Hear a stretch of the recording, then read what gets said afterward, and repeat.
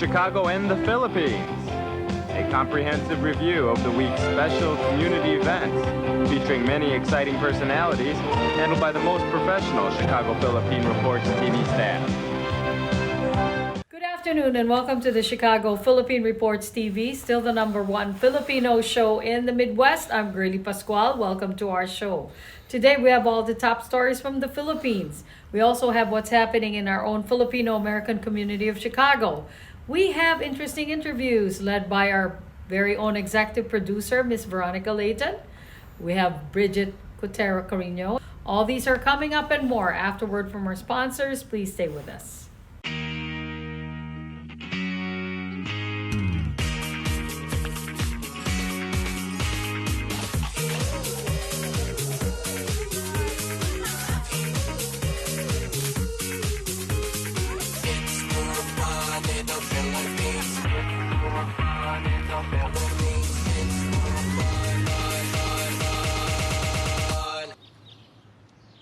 It's more fun in the Philippines.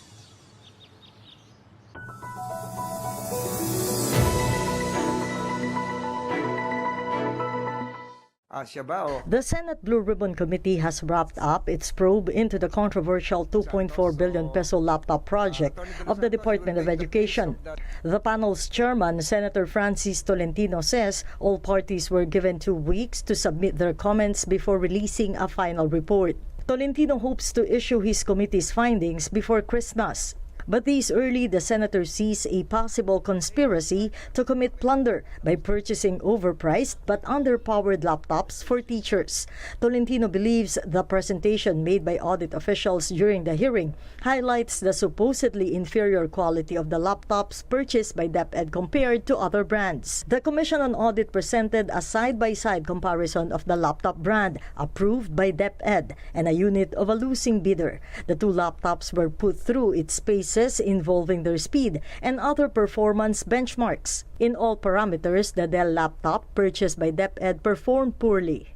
The left was the Dell laptop, and the right in your right monitor is the HP laptop. The HP laptop, it's 18.97 seconds. Si Dell nagbubot pa lang. Nagbubot pa lang. 42 seconds, hindi pa siya nakakabot. Yes, Your Honor. It's 48.65 seconds, Your Honor. Opening of video conference application. It's just 2.96 seconds for the HP. And for the Dell, it's about 22.18 seconds.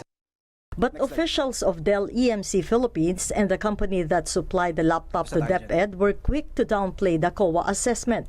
We don't know what the basis of for saying this is the same price, because from my understanding, there was no bidder that bidded an i5.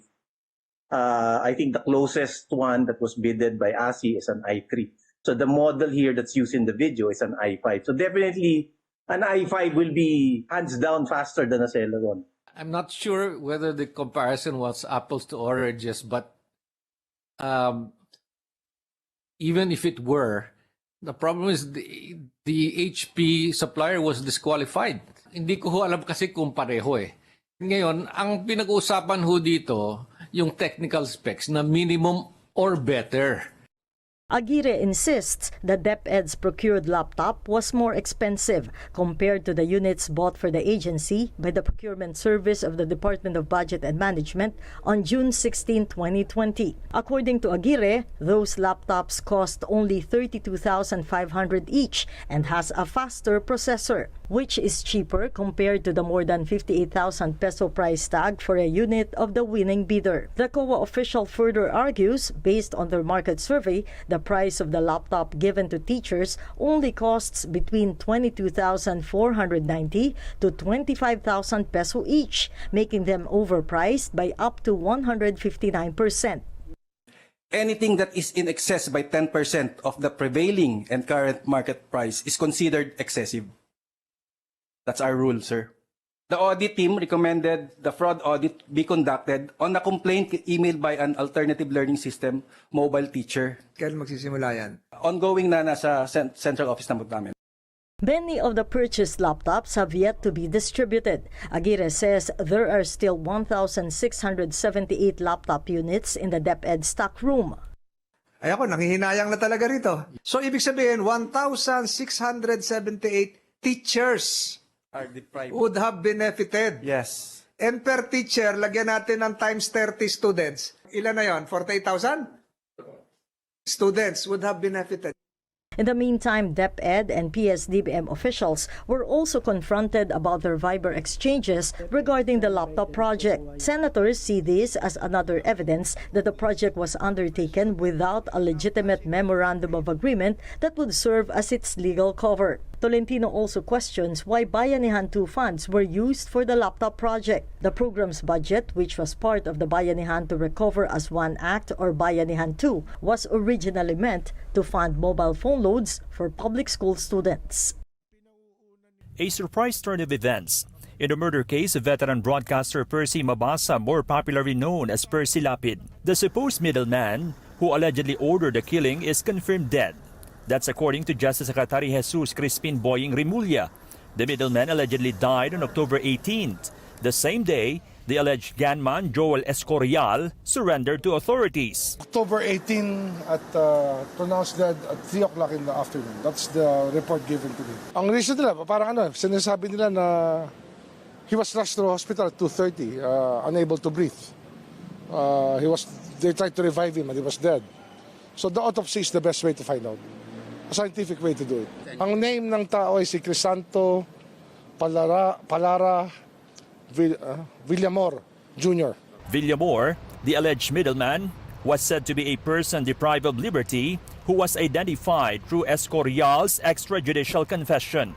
Babasa's family, who earlier requested the police to secure the middleman, is disheartened. They have pinned their hopes of finding the middleman to identify the mastermind. Sobrang lungkot po ng pamilya namin sa pangyayaring ito. Hindi po namin maubos maisip kung paanong nangyayari ito sa supposedly ay isang sibilisadong bansa na kagaya natin. Nanlulumo po kami sapagkat napakalaking breakthrough sana itong mga development na nangyayari. Balit ilang araw pa lamang meron ng mamamatay na isang supposedly vital dito sa magiging kaso na isinampa natin. At nalulungkot kami sapagkat ito magkakaroon ng malaking dagok sa kaso. Earlier, the police said the middleman is secured and currently locked up in a jail facility in Metro Manila over drug charges. The police even declined to name him, supposedly for protection. The middleman who contacted Joel Escoria is now in jail. I cannot divulge the exact location of the jail now for us not to jeopardize the ongoing follow-up operations as well as the investigation that is now being conducted by the SITG. Rimulya says the National Bureau of Investigation will be asked to do a parallel probe on the alleged middleman's death. He adds the possibility of putting Escorial in the witness protection program is also under study. We'll look at it if it's at least guilty, if his testimony is extremely necessary. The requisites for being a state witness will come in. Of course, I don't know if there was no deal with him when he went out to confess. And he confessed with counsel already. So that will be discussed later on, so to be able to protect people. But protecting the witness is very important. A preliminary investigation in the murder case is set for October 24.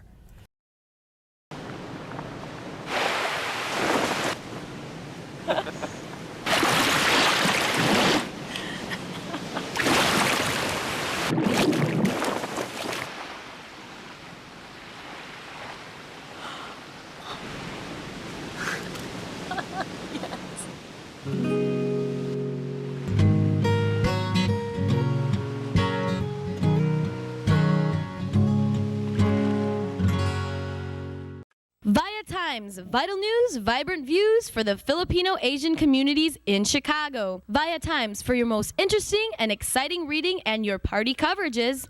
ViaTime has very interesting columnists. You name it, ViaTimes has it. Law, Filipino news, dentistry, immigration, humor, serious opinions, health, beauty, mysticism, Bata Corner, showbiz, and intelligently written editorials. Call ViaTimes at 773-866-0811.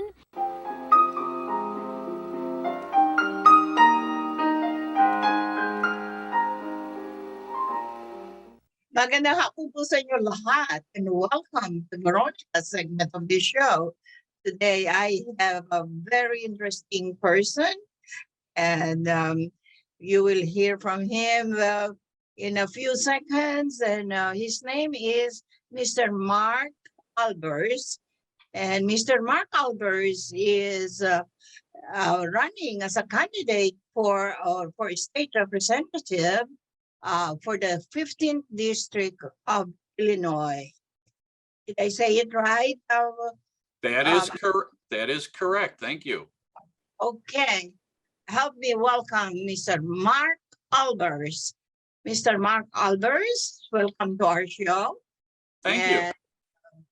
As you are a candidate running for state representative in our state, can you please tell us what is the coverage of this district, the 15th district that we're talking about? Yeah, so this district covers most of Morton Grove, about half of Niles. It touches on a bit of Park Ridge, and then we go into the northwest side of Chicago, such as Sauganash, kind of follows along Lehigh. So it's a pretty diverse and a very irregularly shaped section of Illinois. What is the number of voters in that area? So there's 110,000 residents, and about 2/3 of them vote or are eligible to vote. I see. Okay, and you're running under the flagship of Republican Party, right? That's correct. Yes. Okay, that's a very good party. Thank you. Yes, I know. But anyway, Mark, what drove you to run for an office in the state of Illinois? Well, I grew up in Illinois. I grew up on the south side of Chicago. Then I moved to the north side of town when I graduated college and took a job up this way. So I currently live in Morton Grove. I've dabbled in politics locally. I was actually elected to the Morton Grove Library Board several years ago. And it gave me a pretty good background into, what is government all about in a smaller and lighter way. I had the opportunity here this year with all the problems that are happening at the economy with safety, families and such, that I wanted to run for the state representative slot because I felt that we needed a representative that goes to Springfield that actually represents our values and our concerns, and not necessarily a special interest candidate, which has kind of been what they've had here for close to 60 years. Okay, so when is the election? The actual election is November 8th, and early voting for the most part is going to start on, I think it's October 24th. Some early voting has started already, but it's really going to kick in beginning next week. Wow, pretty soon. It's here. Vote like your life depended on it. So, yeah. Mark, what is your agenda or your platform for running?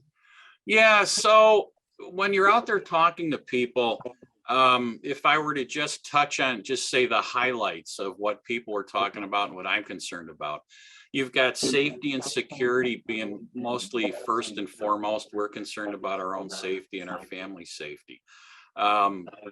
Families and parental rights, very important to me, because as the schools were closed for the last 2 years during the pandemic, we learned a lot about what the students were actually learning in school. And I think it's time for the parents to really get involved and take that curriculum back.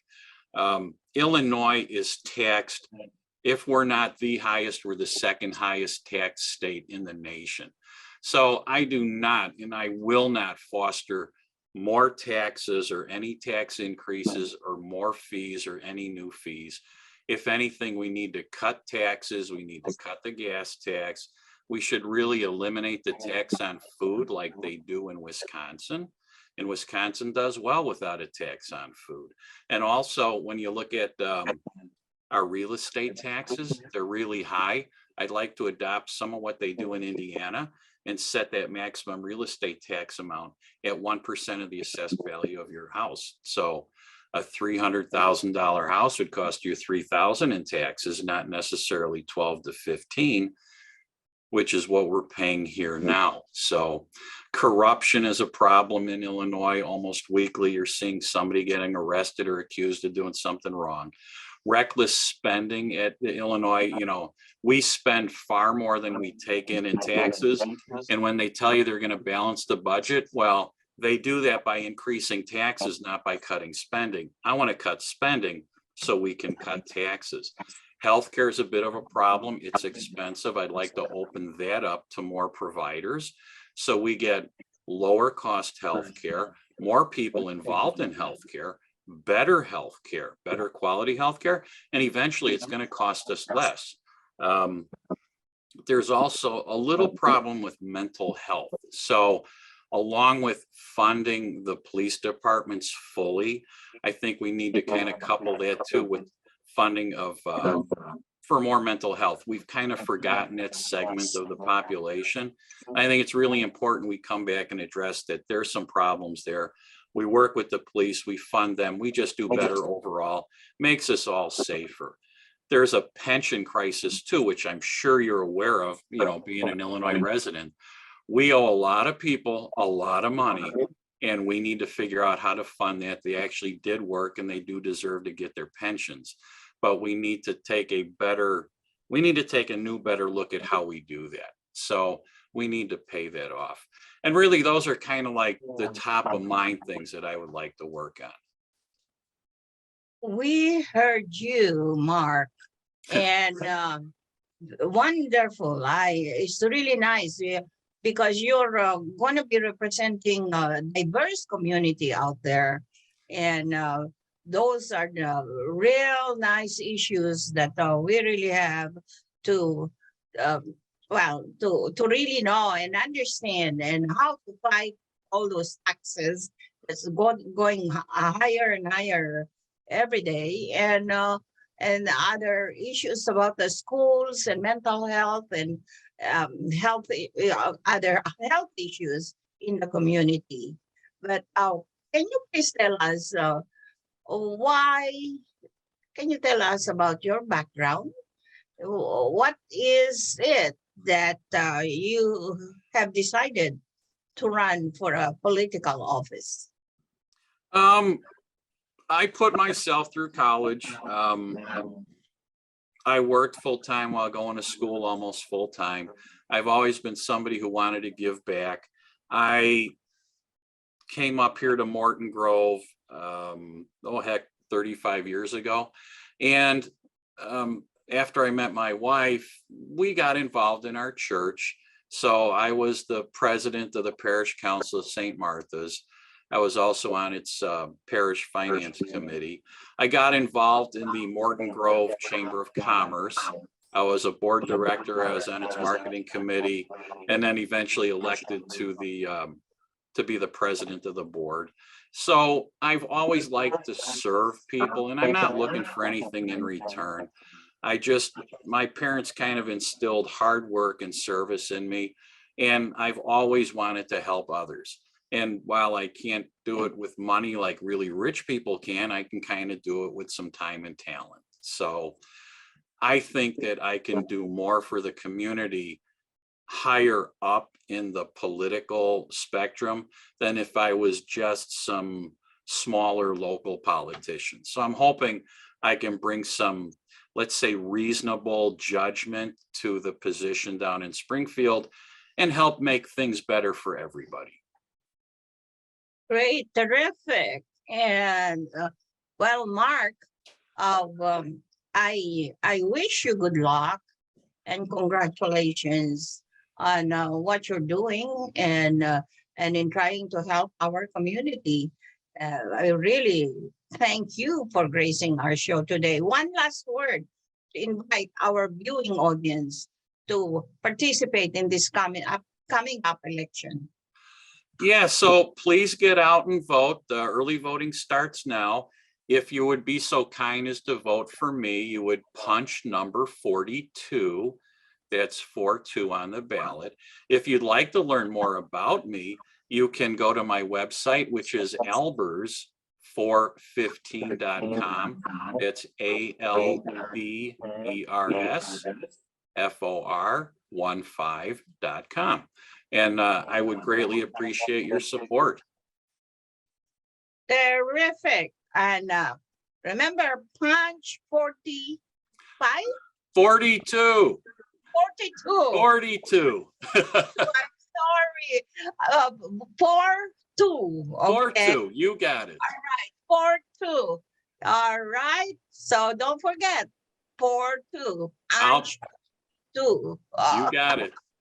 Or Mark Albers. Yes. All right. Very good. Thank you for gracing our show today. Well, thank you for having me. I appreciate that. We really appreciate you too. Okay. And bye now and paalam in our language. Okay. Bye. Bye. This is Mark Albers, and I'm running for state representative in District 15. I will fully fund public safety and law enforcement. I will reduce taxes and fees. I support families and parental rights. I will stop indoctrination, woke studies, and comprehensive sex education in grades K to 12. On your ballot, punch 42 so I can fight for you in Springfield. Thank you.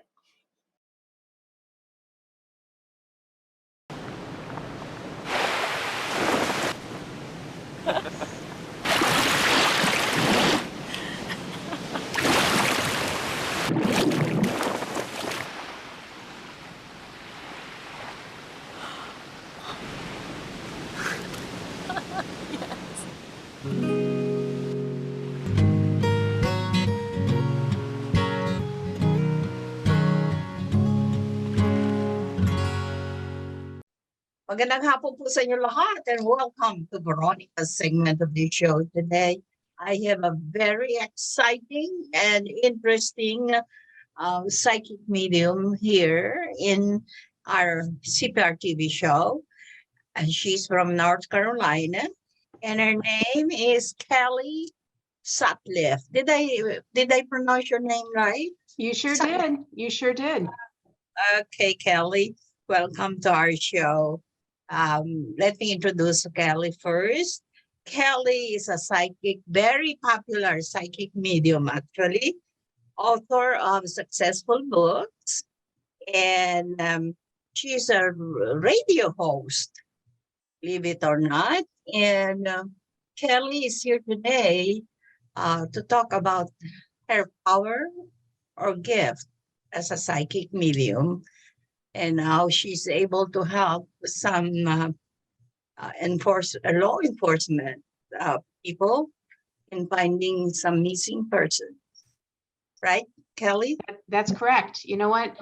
As a psychic medium, you know, we have different roles today. And sure, I read for clients all over the world, one-on-one readings. And you know what? I've been reading for about 18 years, Veronica, but in the last 12 years, I was called in to do missing persons work.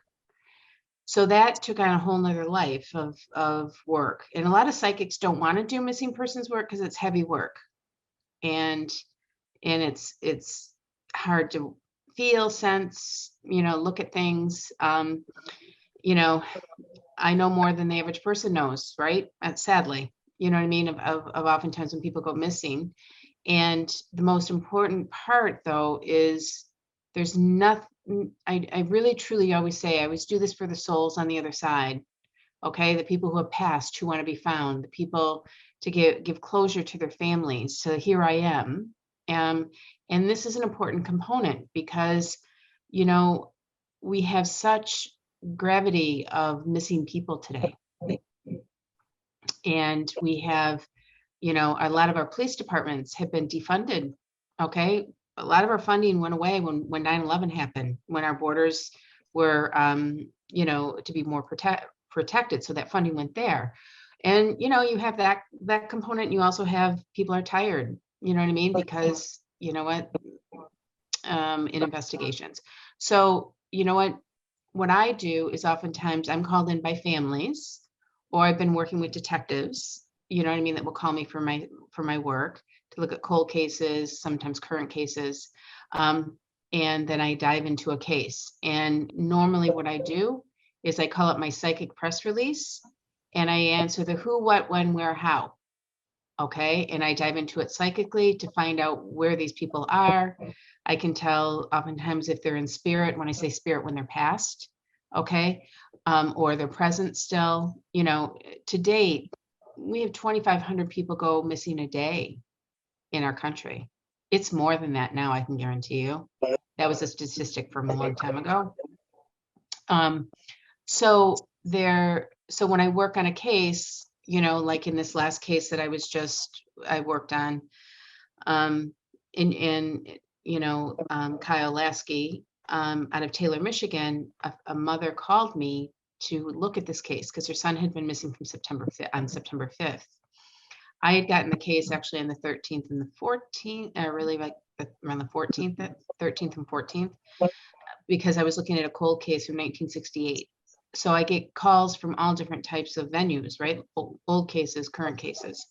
In Kyle's situation, he was missing on September 15th. He took off on a bicycle, and he left his house. In that process, I was given the case, and what I do is I just kind of zone in to those questions: who, what, when, where, how.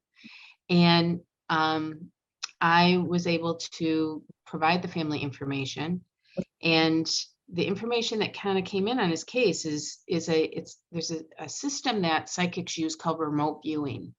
And remote viewing is when you kind of zone in on top and look down into location. And that's what I was doing on this case. So in his case, I knew he'd be found within a 5-mile radius of where he went missing last in Taylor. I knew that he had, I saw red rocks that were painted. I saw railroad tracks. I saw power lines. I zeroed in on a map, and I said, he's off of Goddard Road. He's between a pocket of land between the town of Taylor and Allen Park, Michigan. This is the type of specifics that you get when you do this work. And the morning of September 15, the family, the mother, family members, some friends were out searching to the location that I gave. And that morning I got a phone call from his mom saying they found his bike in the location. The Taylor police were called in, the Michigan State police were called in, cadaver dogs were called in, drones to search, right?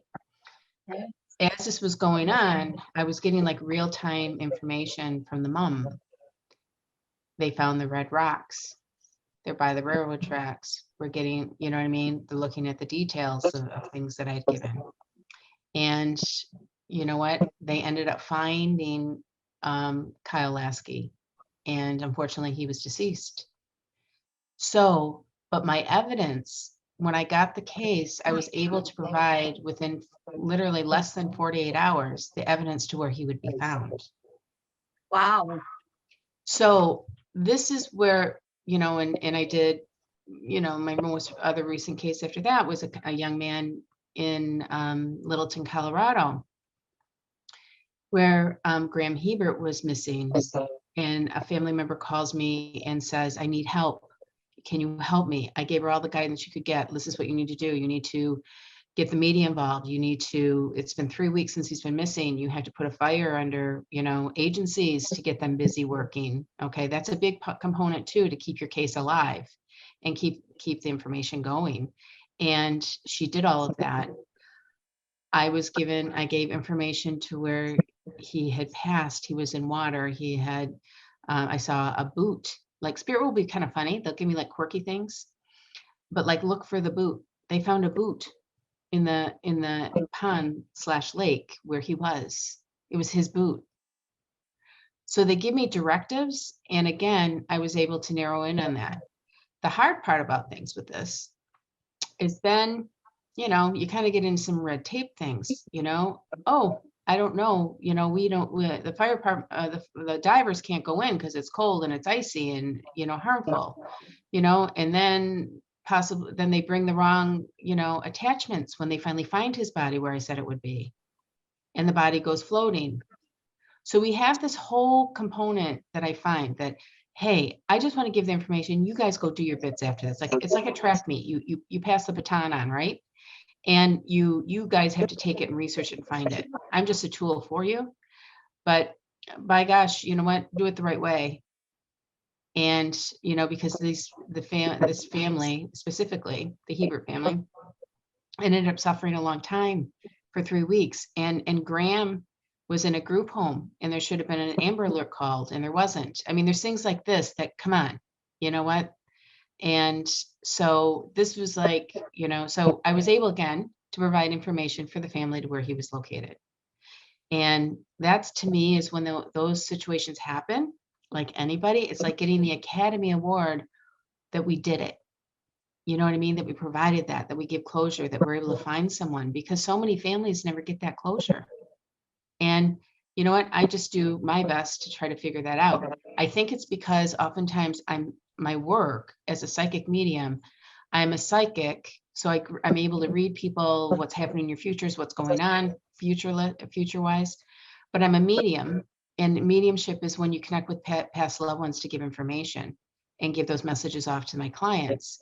But I'm able, in my work for the last 18 years, blending both worlds. And I think that's what helps me to be able to find missing people, because not all psychics are mediums, and not all mediums are psychics. And so I'm able to blend both. So in those cases, again, I'm very fortunate that I was able to help those families, because in this work as a psychic medium, you know, its real message is to be able to give it back spiritually. And that's, you know, what I've gone off of and worked off of my whole life. And so that way I can read for clients very accurately. That's so amazing, really amazing, Kelly, what you're doing. Can you please tell us about your background, how you became a psychic medium, and you've been doing it for over 18 years. How, what, and where, you know, when did this happen? So everyone, okay. No one ever raises their hand and says, I want to be a psychic medium. Okay. You pick it. You know what I mean? It's given to you. And we all have psychic instinct. And when I was and oftentimes psychic ability runs in families. I had a grandmother that was very intuitive. My mom was really intuitive. And you know what? I'm a little girl at age 9, right? And I start having these experiences. And you know what? I would know when things would happen. I would have people in my dreams that I didn't know. And what I find out later on in my life, I was crossing those people through. My grandmother would come and visit with me, and I would talk with her. I can remember my mom always saying to me, oh, Kelly, that's really nice. You know what I mean? But just tell me that stuff. Okay. Because she was protecting me. Right. So as I go forward in my life, I'm 17, 18 years old. My parents befriend a priest, Father Wally. He co-officiated my husband's and my wedding. Father Wally shows up, and Father Wally is psychic. I go 12 years of Catholic school. You know, don't tell anybody. Don't, you know, tell anybody what this is. Father Wally shows up and says, Kelly, you're very psychic. I'm psychic too. He guided me. A priest shows up and guides me to follow my work, to follow my gifts. So in typical, you know, 20-year-old fashion, I kind of was like, okay, I'll get to that whenever, and just kind of lived my life. And it really wasn't until I had 3 kids in 3 years that I ended up making baby formula in my kitchen. And all of a sudden I said, I think I'm ready to do this real estate. Leave real estate and do the psychic thing. And I had all this spirit in my house, and I learned to train, and I had to figure all this out. And my family was, my husband was like, oh, okay. You know what I mean? You're going to do this. Okay. And so I studied with like the best in the world. I was able to train and for a couple of years, and then I started working and I was accurate. And I ended up fast forwarding. I was able to, host a radio program called Psychic Cup of Coffee.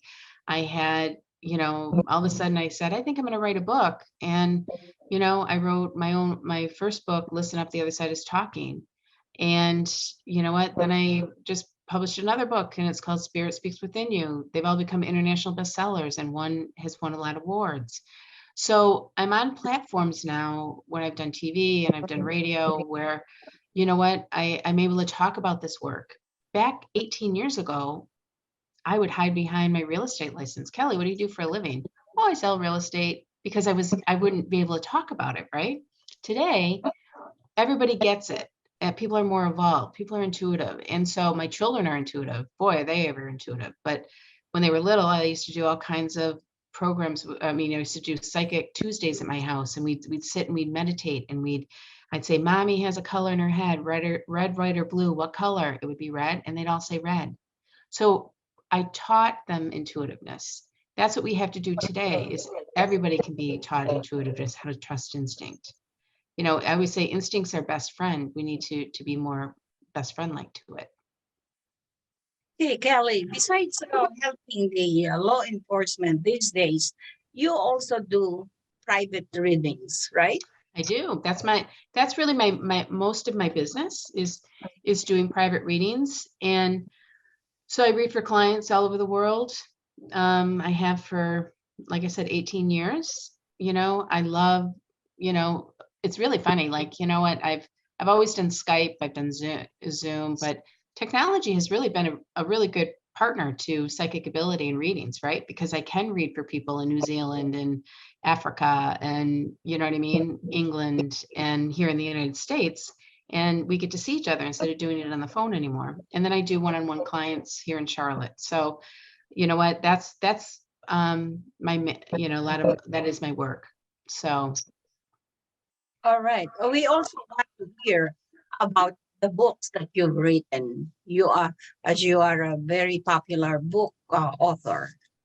Yeah. So the recent book that I've just written, Spirit Speaks Within You, it's an intuitive guide. And I really wrote that actually after the pandemic, or during the pandemic, I should say, because I wanted people to get back into their own world and not be fear-based anymore. And so it's a great book to teach you not to be fear-based. It's a great book about how you are intuitive, how you need to use your intuition, how important affirmations are, getting up every day saying, this, I'm attracting this is what's going to happen today, protecting your energy. We were so worn out, okay, by the media, by dynamics, by, everything, right? You know what I mean? With pandemics, with things, what we were told, what to believe, what not to believe, what, you know what I mean? And so now, we're done with that. We have to tell ourselves we're done with that. We're done with all that crazy, right? We lived it, we all touched it. Now move on. And it's kind of like, when you break up with somebody, right? You broke up with a boyfriend. Okay. You can have your time to mourn a little bit, but then you move on, right? It doesn't define you forever. This is how I feel with energy, right? You have your time to mourn a little bit, do your bits, but then you got to move on and go live life. And Spirit Speaks Within You touches on all those kind of subjects and the importance. It's a real tool. And people who are reading it, it's gotten all 5-star reviews from everybody who's purchased it. It's gotten, it's won 3 awards, so it's the message is there, which I love, you know what I mean? So, and when you write a book, just like I wrote Listen Up, the Other Side is Talking, my first book, I really feel like it's not me writing it. It's very channeled. It's, you know what I mean? Because I would look at when I would write things out, and I'm one of these writers and authors that I have to write it out, not type it out first. And the information that would come through would be like, I wouldn't say that like that. But then it would be produced that way. You know what I mean? So, and I'm very, you know, so the words that came through, the events, you know what I mean, all came through were really in regard to, you know what, a bigger message. And I was just the conduit just to kind of give it. All right. You're so fantastic, Kelly. What about the radio show that you've been hosting? Well, you know what? I'm actually on radio a lot. People bring me on, like you're bringing me on with your podcast here. I ran a program, Psychic Cup of Coffee, which was affiliated with, you know, really prior to podcast, it was a true radio show in 4 different cities. And, you know, I would bring intuitive guests on basically just to talk about intuition. Today, what I'm doing is I'm more of a guest on programs where I work on, people bring me onto their programs to talk about intuitiveness, you know, my cases that I work on, and, you know, and then also I've been invited to do some TV programs too. So because, you know what, the nice part about everything is people are understanding of this work. You know, like I mentioned before, Veronica, like when I would not talk about my work. Today, when I go to a cocktail party or go visit with friends, they're like, Kelly, what are you working on now? Tell me what you're doing. You know what I mean? People are intrigued. They want to know because everyone's intuitive antenna is raised. Our intuition is so strong today as a society. You know, look at and if anything, the last couple years after this, in this pandemic, boy, did we ever ramp up intuitively as a society, as people, as a world, right? And what we trusted in our bodies, what we trusted to who we are, you know what I mean? It was a real godsend, I feel. If anything good that came out of that process was this. Well, Kelly, what you do in this lifetime is quite intriguing. Thank you. So many people out there. Can you please tell our viewing audience your contact number? Oh, sure. So if you want to have a reading with me, which I would love to read for everyone, you can go to my website, which is Psychic Medium Kelly, which is my name, KELLE.com. You can book a reading there. The calendar's there. My email is psychicmedium@verizon.net. And my phone is 978-420-8213 to have a reading. All that's on my website. It's actually very easy to do. You'll see, you know, kind of who I am.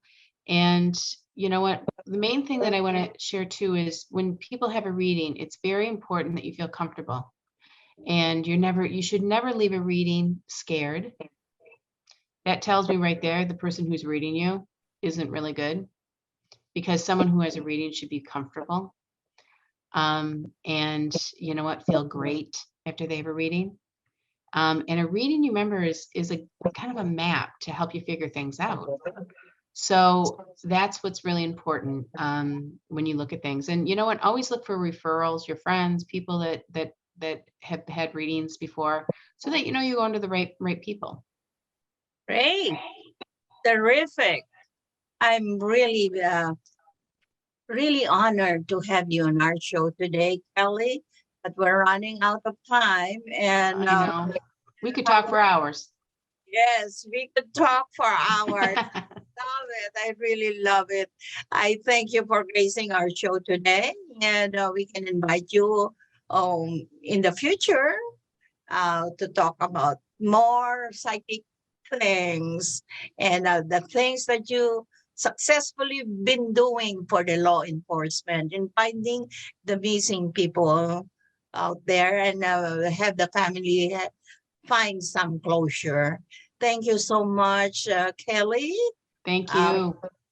And bye. Bye. All best. Bye-bye. We would like to welcome all of you to Baladna Jewelry. We have a very big selection of 21 karat gold jewelry imported from the Middle East, from Dubai, Saudi, and Bahrain. And we have a very big selection of diamond.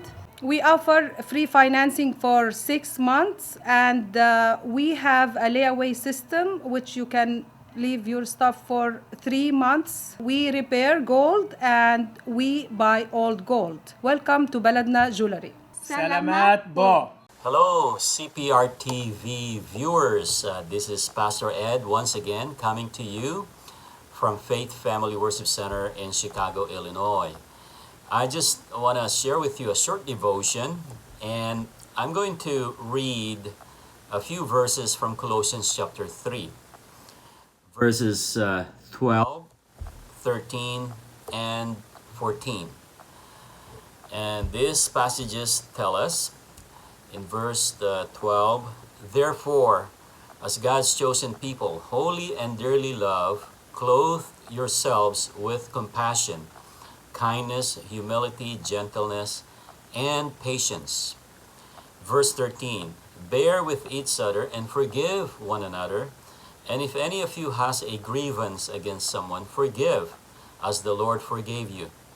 And then in verse 14, "And over all these virtues, put on love, which binds them all together in perfect unity." I just want to title this devotion, Designer's Clothing. Designers, I'm talking about God, our designer, the great designer of the universe and of nature, and the creator of all life. He is the great designer.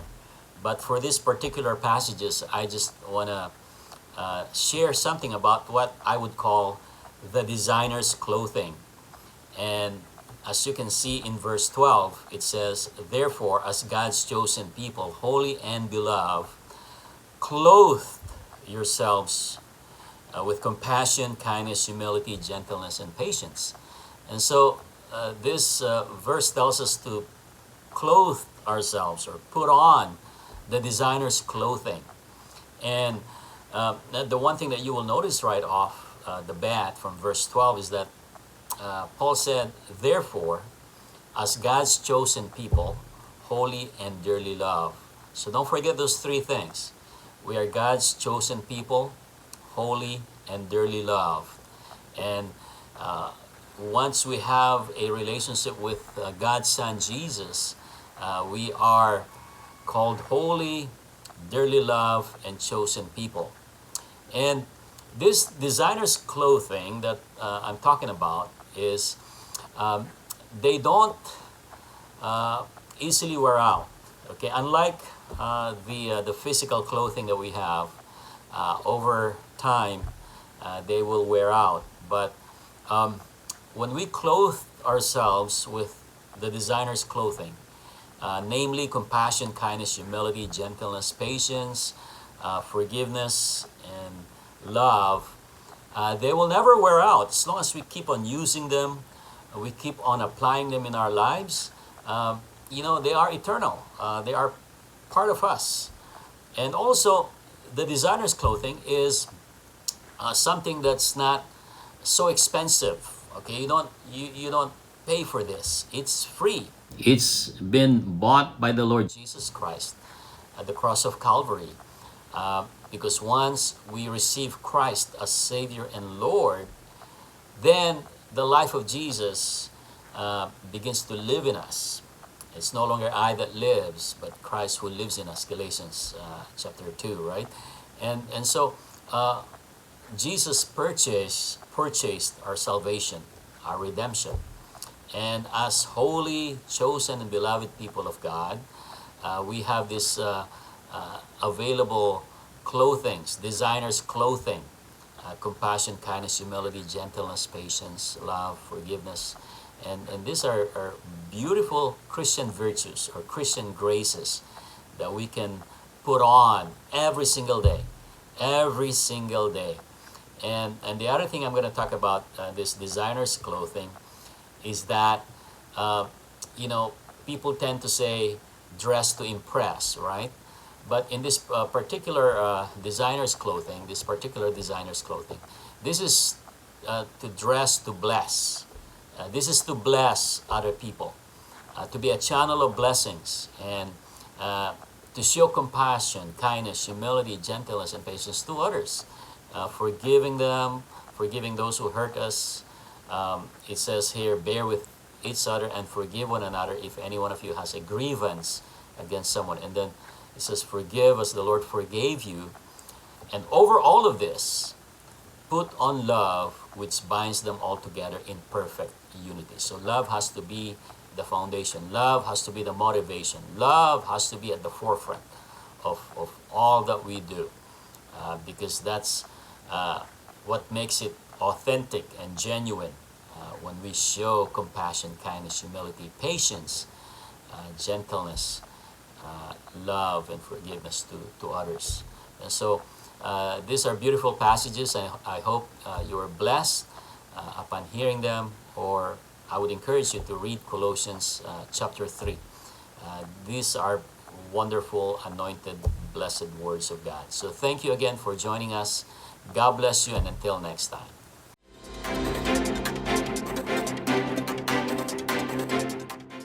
Good afternoon. This is Brigitte, Carino, Cueter, bringing you this week's local news from our community.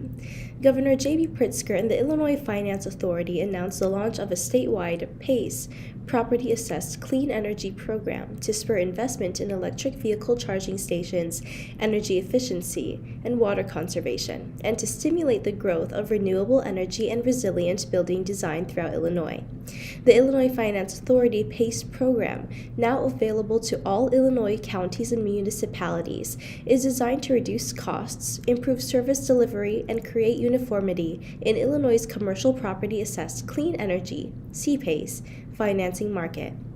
Under Illinois law, counties, cities, villages, and incorporated towns may create PACE areas at the request of for-profit and nonprofit owners of commercial, industrial, and multifamily of 5 or more units properties. Whether you wear a cape daily or just once a year for Halloween, you can thank Lon Love for ranking 2022's best and worst cities for vampires. Here are some of Chicago's ranks in some key metrics, with first equaling the best. Potential victims, population, 3rd. Number of casket suppliers, 5th. Number of garlic festivals, 1st. Number of vampire groups, 6th. Number of nightlife options, 2nd. To come up with rankings, they looked for cities with plenty of warm bodies, blood centers, and vampire-friendly dwellings, aka casket suppliers and homes with basements. Also considered were deterrents like garlic festivals and sunshine, as well as community and entertainment factors such as vampire groups, nightlife options, and vampire tours. Number 1 in the ranking is New York, and number 3 is Philadelphia, followed by Los Angeles and San Francisco. Following the CDC's recommendation this week of the new bivalent boosters for children 5 and older, Illinois Department of Public Health Director Dr. Samir Vora is recommending parents and guardians to get children vaccinated and fully protected to avoid the most severe effects of COVID-19. Director Vora is also reminding parents that with the flu season underway, they should also take action to protect their children from the risk of serious illness by getting the COVID-19 and flu vaccines. Children can receive both these vaccinations at the same time. The push to protect children comes as the CDC released data showing that 16 counties in Illinois are rated at medium community level for COVID-19. IDPH is reporting 10,416 new confirmed and probable cases of COVID-19 in Illinois, including 52 deaths since October 7th. Qualified Americans with little or no income and are not required to pay taxes have until November 15th to submit a tax return and claim their money. If you think you may be eligible but did not receive a direct payment or the child tax credit, you can file a simplified tax return.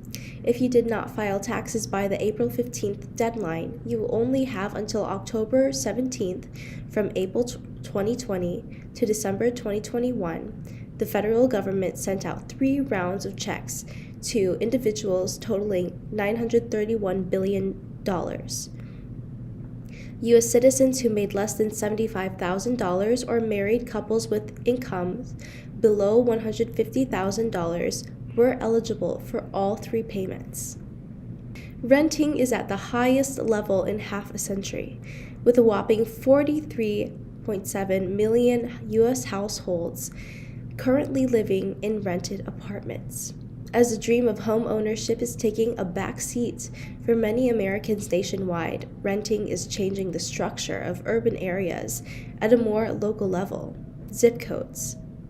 Zip codes were analyzed from the 50 largest U.S. cities and identified as many as 101 zip codes that transitioned to a renter-majority population this past decade.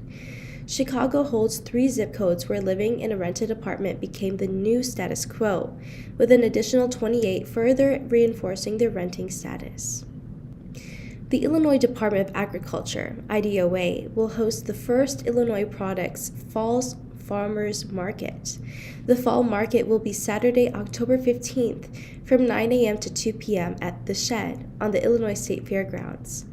The market will feature Illinois products including pumpkins, gourds, holiday home goods, apple cider slushies, and local wine. JB's Coffee House will serve coffee, mini donuts, and caramel apples. IDK Food Truck will prepare tenderloins, rainbow grilled cheese, walking tacos, and corn dogs.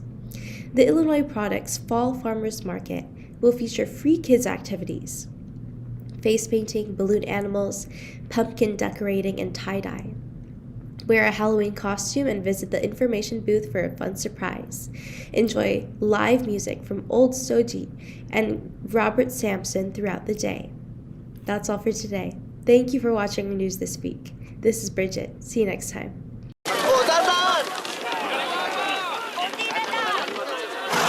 Yan! Dito na! Perfect!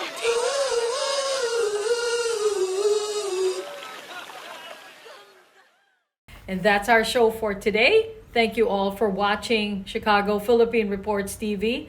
We hope you will stay safe and enjoying this day with your family and friends. I'm Maria Girly Pascual. Maraming salamat sa inyong pagsubaybay and we'll see you back here next week.